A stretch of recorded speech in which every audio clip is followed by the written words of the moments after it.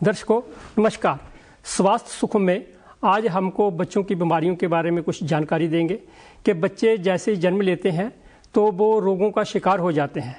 अपने पूरे जब बचपन का जब उनको जीवन को एक अच्छा बनाना होता है तो जब वो रोगों का शिकार होते हैं तो ये एक बहुत पीड़ादायक बात है। तो कौन से ऐसे घातक रोग हैं जिनसे बच्चे शिकार हो जाते हैं, इस पर जानकारी देने के लिए, इस पर चर्चा करने के लिए आज हमारे स्टूडियो में उपस्थित हैं संजीव कुमार डिगरा जी। डॉक्टर साहब, आपका बहुत बहुत स्वागत है। आप पेडियाट्रिक्स डिपार्टमेंट में प्रोफेसर भी हैं जीएमसी कॉलेज में। हाँ जी। तो आप ये बच्चों के रोगों के बारे में काफ़ी देर से देख रहे हैं, काफ़ी लंबा आपका अनुभव है। तो इसमें कुछ घातक रोग हैं जैसे चाइल्ड कैंसर है, पेडियाट्रिक कैंसर कहते हैं। ये बच्चों को क्यों होता है? पहले ये है क्या? एक तो कैंसर जो आम आदमी को होता है और एक बच्चों को होता है, क्या ये अलग अलग है या एक ही है? क्या होता है? पहली बात तो आपने जो एक सवाल किया बड़ा अच्छा किया कि कैंसर होता क्या है। जी जी। तो देखिए, ऐसा है कि हमारे शरीर में जितने भी सेल्स हैं, जी, कि हमारा, हम सबको पता है हमारे शरीर जो वो सेल्स से बना हुआ है और हमारे शरीर में सेल्स को अलग अलग काम जो हैं उनको मिले हुए हैं। जी जी। कि ठीक है, कोई जैसे हमारे ब्लड में जो सेल्स हैं उसमें लाल रंग के जो सेल हैं उनका काम है ऑक्सीजन को कैरी करना हीमोग्लोबिन के थ्रू। जी जी।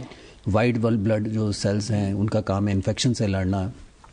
प्लेटलेट के सेल जो हैं उनका काम है ब्लीडिंग को कंट्रोल करना, ब्लीडिंग को रोकना। पर कभी कभी क्या होता है कि ये जो सेल हैं ये अपना जो नॉर्मल फंक्शन है वो नहीं करते हैं। जी जी। इनफैक्ट होता क्या है कि इन सब सेल्स की एक खास उम्र तय है, उतना टाइम इनको रह के अल्टीमेटली खत्म होना है। हर सेल की डेथ एक प्रोग्राम डेथ होती है। पर जब कभी इन सेल्स में कोई जेनेटिक म्यूटेशन ऐसी हो जाती है और उसकी वजह से ये बच्चे, ये जो सेल्स हैं ये इस टाइम जो प्रोग्राम डेथ को डिफाई करना शुरू कर देते हैं। ये अपने तय वक्त पे खत्म नहीं होते, बढ़ते जाते हैं और बढ़ते जाते हैं और बेहिसाब इंतहा मल्टीप्लाई करते हैं। जी जी जी। और उसके बाद ये अपना जो नॉर्मल फंक्शन है वो भी नहीं करते जी। अपना फंक्शन भी करना बंद कर देते हैं। जी जी। तो ये उस समय एक तरह से आप कह लीजिए कि पूरे जो शरीर में आप समझ लीजिए कि उपद्रव सा मचाना शुरू करते हैं। और फिर कैंसर सेल की एक और बड़ी ये होता है कि ये मल्टीप्लाई भी करता है और धीरे धीरे ये जहाँ पे पैदा एक जगह होगा पर आहिस्ता आहिस्ता शरीर के दूसरे अंगों में भी फैलना शुरू कर देगा। कार्य प्रणाली जो शरीर की है वो सारी को जो ध्वस्त कर देता है, ध्वस्त कर देगा। जी, और जी। अल्टीमेटली उसी की वजह से जो पेशेंट है उसकी बाद में डेथ भी हो जाती है। डॉक्टर साहब, ये कैंसर का कारण क्या होता है? मुख्य कारण क्या है ये ऐसा घातक रोग जो है? देखिए, एडल्ट्स में कैंसर के कारण जो हमें पता है लाइफस्टाइल और एनवायरमेंटल फैक्टर्स के तो साथ बच्चों में भी आपने जो है ना चाइल्ड कैंसर, ये अलग से एक डिपार्टमेंट बन गया है स्वास्थ्य के क्षेत्र में और इस पे भी बहुत बड़ा शोध हो रहा है। तो ये चाइल्ड बेचारे तो कुछ करते नहीं है बच्चे, इनको क्यों ऐसे बीमारी से ये ग्रसित होना बच्चों पड़ता का है? कैंसर एडल्ट कैंसर से डिफरेंट है। पहली बात तो हमें, जब हम एक चीज को हमें समझना बड़ा जरूरी होता है कि जो बच्चा है वो मिनी एडल्ट नहीं है। जी जी। बच्चा अपने आप में एक अलग एंटिटी है। जी। तो इसी तरह जो बच्चों की जो बीमारियां हैं, स्पेशली जब मैं कैंसर की बात कर रहा हूं, तो वो भी एडल्ट कैंसर से काफी डिफरेंट होते हैं। जी जी। जो कैंसर आमतौर पर बच्चों में पाए जाते हैं वो एडल्ट से काफी डिफरेंट रहते हैं। जी जी। और ऐसा देखा जाता है कि जो बच्चों के कैंसर हैं वो एनवायरनमेंट फैक्टर्स और लाइफस्टाइल के साथ उनका कोई ज़्यादा लिंक नहीं है। जी जी। तो दूसरी चीज़ ये है कि बड़े कुछ कैंसर हम कह सकते हैं कि वो थोड़ा जेनेटिक, कहीं जेनेटिकली भी पास ऑन होते हैं आगे, ठीक है। कुछ हो सकते हैं जिनका जेनेटिक बैकग्राउंड हो, सारों का नहीं। जी जी।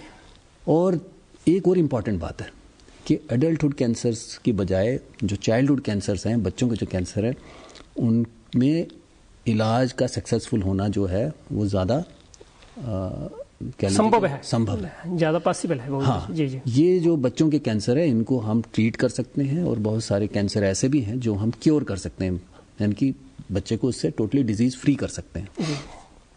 और उसके बाद बच्चा एक नॉर्मल अच्छी ज़िंदगी जी सकता है।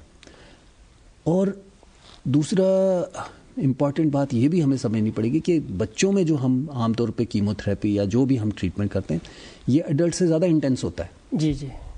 बहुत ही संवेदनशील है। हाँ, जी जी। बच्चों को ज़्यादा स्ट्रॉन्ग ट्रीटमेंट मिलता है। जी जी।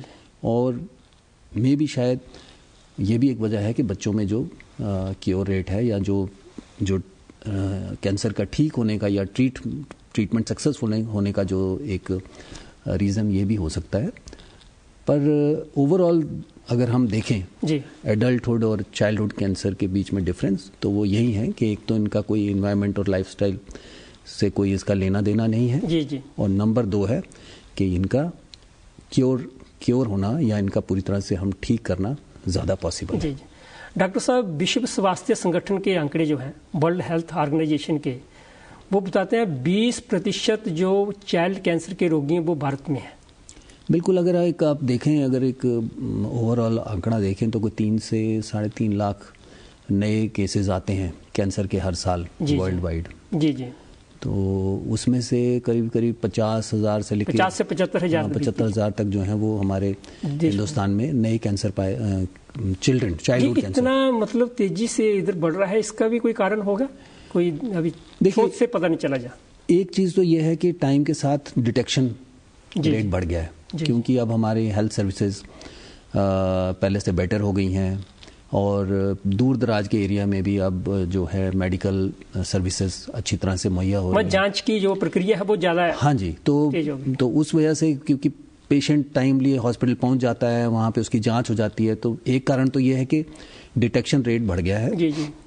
दूसरा, हालांकि अभी में अंडर रिपोर्टिंग है, बहुत जगह ऐसा नहीं है कि सारे केसेस जांच नहीं होती। हाँ, सारे केसेस रिपोर्ट होते हैं, बट स्टिल पहले से बहुत बढ़ गया है। दूसरी चीज़ ये है कि नो डाउट हम कहते तो हैं कि लाइफस्टाइल और एनवायरमेंटल फैक्टर्स से इसका कोई, हम चाइल्डहुड कैंसर्स को हम अभी तक पूरी तरह से नहीं यानी कि जोड़ सकते हैं, बट स्टिल कभी कभी कुछ ऐसे एरियाज हो सकते हैं जहाँ पे कि कुछ एनवायरमेंटल पोल्यूटेंट्स ऐसे हों, कुछ ऐसे जिनके एक्सपोजर से वातावरण, हाँ, जिनके एक्सपोजर से बच्चे जो हैं उनमें भी कैंसर होने की दिक्कत। डॉक्टर साहब, खान पान से भी, पेरेंट्स के खान पान से भी इसमें फर्क पड़ सकता है बच्चों के कैंसर पर? देखिए, पेरेंट्स के डेफिनेटली हेल्दी खाना तो बहुत इम्पोर्टेंट है जी जी, बट एकदम हम ये कह सकें कि भाई कुछ खास चीज़ खाने से कैंसर होने के ज़्यादा चांसेस बढ़ जाएंगे, वैसा नहीं, मेरा इशारा जैसे शाकाहारी और मांसाहारी, उसमें कुछ ऐसा है? नहीं, उसमें अभी ऐसा तो नहीं है। हाँ, कुछ एक कैंसर ऐसे हैं जो देखा गया है कि मांसाहारी जो हैं उनमें वो ज़्यादा पाए जाते हैं, पर जी चाइल्डहुड कैंसर का इससे कोई हम डॉक्टर साहब, जो पेडियाट्रिक डिपार्टमेंट है, ये नवजात शिशु से लेके बच्चे किशोर अवस्था तक आता है, मतलब शुरू से लेके 19 साल तक आते हैं, लेकिन ये कैंसर की जो संभावना रहती है चाइल्डहुड कैंसर, ये किस उम्र में होता है बच्चों में ज़्यादा? देखिए, अलग अलग कैंसर्स हैं जो बच्चों के अलग अलग एज ग्रुप में उनको हम देखते हैं कि वो कुछ कैंसर जो हैं वो पहले 2 साल में कॉमन है, कुछ उसके बाद कॉमन है, कुछ थोड़ा किशोर अवस्था में देखने को हमें मिलते हैं। तो ये कैंसर की अलग अलग टाइप्स पे डिपेंड करता है और आमतौर पे हम देखते हैं कि जो सबसे कॉमन कैंसर है वो है बच्चों में ब्लड कैंसर। जी जी। और दूसरा जो अगर सबसे ज़्यादा ब्लड कैंसर है, सबसे ज़्यादा कॉमन ब्लड कैंसर बच्चों में। जी जी। और अगर हम सॉलिड ट्यूमर्स की बात करें, कौन से होते हैं इसमें? हाँ, सॉलिड ट्यूमर्स की अगर हम बात करें तो ब्रेन ट्यूमर सबसे ज़्यादा कॉमन है बच्चों में। जी जी। तो बट ये है कि ब्लड कैंसर्स की अगर हम बात करें तो ब्लड कैंसर्स में भी जो सबसे ज़्यादा कॉमन है वो एक्यूट लिम्फोब्लास्टिक ल्यूकीमिया के नाम से हम उसको जानते हैं। और ये वाला जो कैंसर है, ये आज की डेट में इसका ट्रीटमेंट जो है अच्छे सेंटर्स में जी जी देखा गया है कि 80 to 90% क्योर रेट होता है अगर टाइमली पेशेंट डायग्नोस हो जाए और टाइमली उसका ट्रीटमेंट हो जाए। मतलब ऐसे डरने की जरूरत नहीं है, अगर ये ऐसे बीमारी से कोई रोगग्रस्त हो जाता है तो वो इस पे ठीक भी हो सकता है और डरने की। हाँ जी। और एवरेज जो आप कहें कि अगर जहाँ पे बहुत ज़्यादा हाई, जैसे कहते हैं हाई टेक फैसिलिटीज़ नहीं भी अवेलेबल हैं, वहाँ पे भी अगर इस कैंसर का इलाज किया जाए तो 60% जो है वो सर्वाइवल जो है पॉसिबल है। डॉक्टर साहब, कैंसर का इलाज करने के बाद भी क्या संभावना रहती है दोबारा भी जीवन में कैंसर हो सकता है? हाँ, देखिए, एक तो है कि कैंसर जो जिसका हमने ट्रीट किया, जिसको ट्रीट किया, एक तो उसका रिलैप्स वापस आने के चांसेस तो रहते हैं। बचपन में जिसको हुआ हो तो उसको दोबारा चांसेस होते हैं, पर आम तौर पे ब्लड कैंसर की अगर हम बात करें तो ज़्यादा रिस्क रहता है पहले 5 साल में। जी जी। तो अगर वो 5 साल अच्छे से निकाल देता है और डिजीज़ वापस नहीं आती है तो फिर उसके वापस आने के चांसेस नेग्लिजिबल नहीं के बराबर हो जाते हैं। पर यह है कि कई बार सेकेंडरी कैंसर होने का लेटर लाइफ में बाद में, क्योंकि हमने जो कैंसर ट्रीट करने के लिए जो दवाइयाँ दी होती हैं वो दवाइयाँ भी अपना साइड इफ़ेक्ट करती हैं और उनकी वजह से कई बार लेटर लाइफ में बाद में आगे जाके उनको कोई दूसरा टाइप का कैंसर भी हो सकता है। डॉक्टर साहब, इसको कैंसर आए ही नहीं बच्चों में, इसको नियंत्रण करने के लिए, कंट्रोल करने के लिए क्या उपाय किए जाने चाहिए? देखिए, कुछ एक चीज़ें तो की जा सकती हैं, पर 100% तो हम, क्योंकि अभी हमें इनका सही मायने में अगर हम कहें तो हमें बच्चों के कैंसर की सही एटियोलॉजी का भी पूरी तरह से ज्ञान भी नहीं है। जी जी जी। ठीक है, तो पर फिर भी कुछ एक चीज़ें हैं जो हम, जैसे कुछ खास चीज़ों से हम अगर एक्सपोजर से बच्चों को बचा सकें, जैसे घर में धूम्रपान ना करें। जी, धूम्रपान तो ऐसे भी नहीं करना चाहिए जी। पर जहाँ छोटे बच्चे हैं वहाँ बिल्कुल ना करें। तंबाकू का सेवन नहीं होना चाहिए। तंबाकू का सेवन नहीं होना चाहिए। माताओं को चाहिए प्रेगनेंसी के दौरान अल्कोहल, शराब और सिगरेट और ये तंबाकू का सेवन ना करें। और भी कोई कुछ ऐसे जैसे केमिकल जिनका हमें पता होता है कि जो कार्सिनोजेनिक हैं, उनसे जो है उसके एक्सपोजर से बचना और बच्चों को बचाना। रेडिएशन से बचना, यानी कि इसलिए प्रेगनेंसी के दौरान जो है मदर्स के हम कोई एक्सरे वगैरह नहीं करते हैं, सिर्फ एक उनको अल्ट्रासाउंड सेफ है तो अल्ट्रासाउंड हम रिकमेंड करते हैं, बट कोई एक्सरे उस समय रिकमेंड नहीं करते उनको। तो ये कुछ एक चीज़ें हैं जो की जा सकती हैं कुछ हद तक कैंसर्स को प्रिवेंट करने के लिए, पर पूरी तरह से अभी कोई ऐसा हमें कोई ज्ञान नहीं है कि किस तरह से हम इनको टोटली प्रिवेंट कर सकें। डॉक्टर साहब, आपने बात की रेडिएशन की, विकिरण की, तो मोबाइल है ये भी रेडिएशन विकिरण पैदा करता है क्या? इससे भी बच्चों को थोड़ा सा दूर रखना चाहिए। देखिए, आजकल तो बच्चों को दिया जाता है ये बहुत जल्दी। मोबाइल का तो देखिए, मोबाइल तो ऐसे भी हमें जहाँ तक हो सके बच्चों को इससे दूर रखना चाहिए, क्योंकि रेडिएशन तो एक अपनी जगह है, पर इसके अलावा भी बच्चों के जो डेवलपमेंट है जी जी उस पर भी असर देखा जाता है। जी जी। जो बच्चे बहुत ज़्यादा मोबाइल देखते हैं, डिपेंडेंट हो जाते हैं, उनमें डेवलपमेंटल प्रॉब्लम होती है, स्पीच प्रॉपर्ली नहीं डेवलप हो पाती, और भी उनका जो साइड इफेक्ट है इसके, हाँ, साइड इफेक्ट है, दुष्प्रभाव पड़ते हैं। बिल्कुल। क्योंकि देखिए, मोबाइल जब बच्चा देखता है तो वो वन वे इंटरेक्शन हो रही है, सिर्फ वो मोबाइल पे प्रोग्राम चल रहा है और वो देख रहा है, पर वो आपस में इंटरेक्ट नहीं कर रहे हैं। कई बार हमारी फैमिलीज में पेरेंट्स सोचते हैं कि हम इसको पोएम इस पे दिखा रहे हैं, हम इसको अच्छी अच्छी स्टोरीज दिखा रहे हैं, हमारा बच्चा बहुत कुछ सीख रहा है। जी जी। पर नहीं, आप स्टोरीज खुद सुनाइए। जी जी। जब आप खुद स्टोरी सुनाएंगे, टू वे इंटरेक्शन होगी, वो आपको सवाल पूछेगा, आप उसको जवाब दोगे, फिर वो उसमें से क्यूरियोसिटी होगी, फिर सवाल पूछेगा आपको। वो जो टू वे इंटरेक्शन है वो बहुत जरूरी है। जी जी।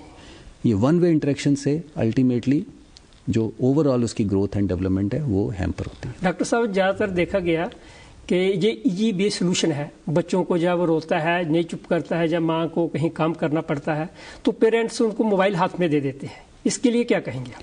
हाँ, ये मैं इसी चीज़ पे फोकस करना चाहता था कि मोबाइल, बहुत खुश होते हैं कि 2-3 साल का बच्चा या 6 माह का बच्चा मोबाइल देख रहा है, चला रहा है, बहुत खुश होते हैं। पर ये खुशी की बात नहीं है जी। इस एज में स्पेशली आप कोशिश करिए कि बच्चों को मोबाइल ना दें, मोबाइल से दूर रखें उनको।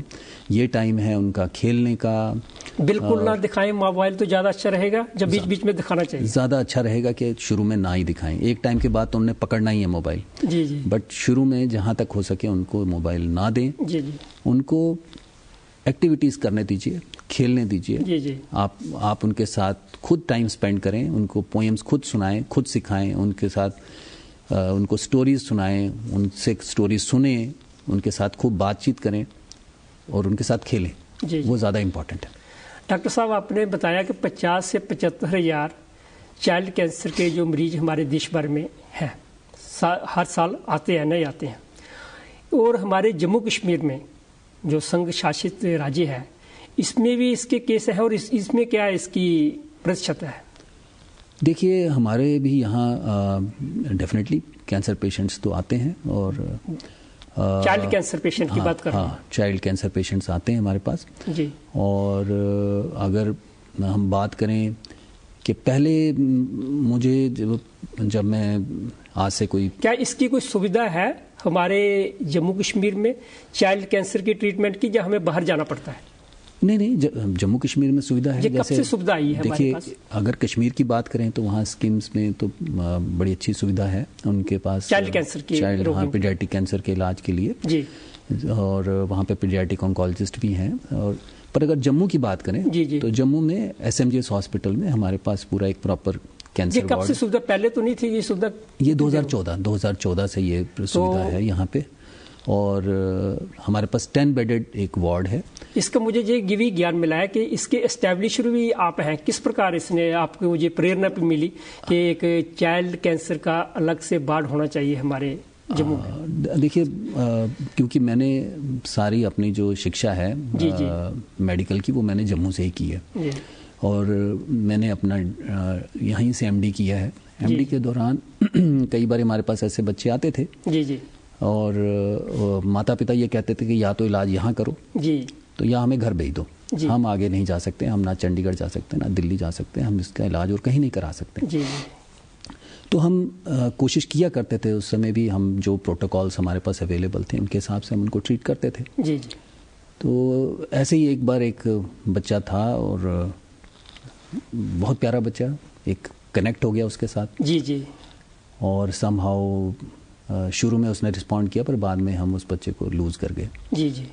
बचा नहीं पाए उसको। जी। और तब मुझे लगता था कि शायद हमें कुछ करना चाहिए, हम अगर पॉसिबल हो सके, अगर मेरे को कभी कोई टाइम मिला तो मैं शायद इसके लिए कुछ करना चाहूँगा। जी। और लकीली बाद में मैं जब मेडिकल कॉलेज में फैकल्टी में आ गया तो उसके बाद मैंने कोशिश की और गवर्नमेंट ने मुझे ट्रेनिंग के लिए भेज भी दिया। उसके बाद वापस आने के बाद फिर 2014 में हमने ये एक स्पेशलिस्ट स्ट्रीमलाइन में चाइल्ड कैंसर के लिए, हाँ, पीडियाट्रिक हेमेटोलॉजी ऑन्कोलॉजी का था। तो वापस आके फिर 2014 में एक हमने कैंसर वार्ड यहाँ पे इस्टेब्लिश किया, जिसमें तत्कालीन जितने भी हमारे प्रिंसिपल रहे या हमारे HODs रहे, उन्होंने सब ने बहुत सपोर्ट किया।